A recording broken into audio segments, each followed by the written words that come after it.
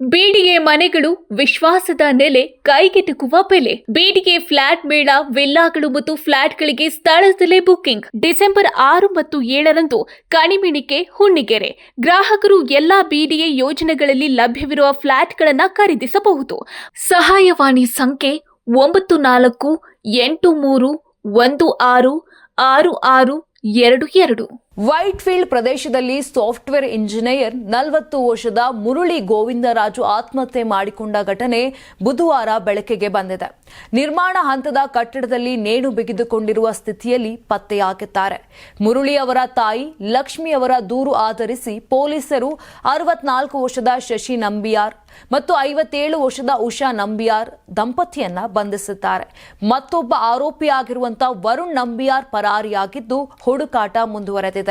2018ರಲ್ಲಿ ಮುರಳಿ ನಲ್ಲೂರಹಳ್ಳಿಯಲ್ಲಿ ಖರೀದಿಸಿದ ನಿವೇಶನದಲ್ಲಿ ಮನೆ ನಿರ್ಮಾಣ ಮಾಡ್ತಿದ್ರು. ಆದ್ರೆ ನಂಬಿಯಾರ್ ದಂಪತಿ ಕಳೆದ ಕೆಲ ತಿಂಗಳಿಂದ 20 ಲಕ್ಷ ಬೇಡಿಕೆ ಇಟ್ಟು ಬೆದರಿಕೆ ಹಾಕುತ್ತಿದ್ದರು ಎಂದು ದೂರಿನಲ್ಲಿ ಹೇಳಲಾಗಿದೆ. ಬುಧವಾರ ಬೆಳಗ್ಗೆ 9:30ಕ್ಕೆ ಕಾರ್ಪೆಂಟರ್ ಕಟ್ಟಡಕ್ಕೆ ಬಂದಾಗ ಮುರಳಿ ನೇಣು ಬಿಗಿದ ಸ್ಥಿತಿಯಲ್ಲಿ ಕಂಡು ಬಂದಿದ್ದಾರೆ. ಅದರಲ್ಲಿಗೆ ಮುರಳಿ ಅವರು ನಂಬಿಯಾರ್ ದಂಪತಿ ಹಾಗೂ ಕೆಲವು ಪಾಲಿಕೆ ಅಧಿಕಾರಿಗಳು ಆಸ್ತಿ ಗಲಾಟೆ ಮತ್ತು ಹಣ ಬೇಡಿಕೆಯಿಂದ ಕಿರುಕುಳ ನೀಡುತ್ತಿದ್ದರು ಎಂದು ಸ್ಪಷ್ಟವಾಗಿ ತಮ್ಮ ಡೆತ್ ನೋಟ್ ನಲ್ಲಿ ಬರ್ಕೊಂಡಿದ್ದಾರೆ.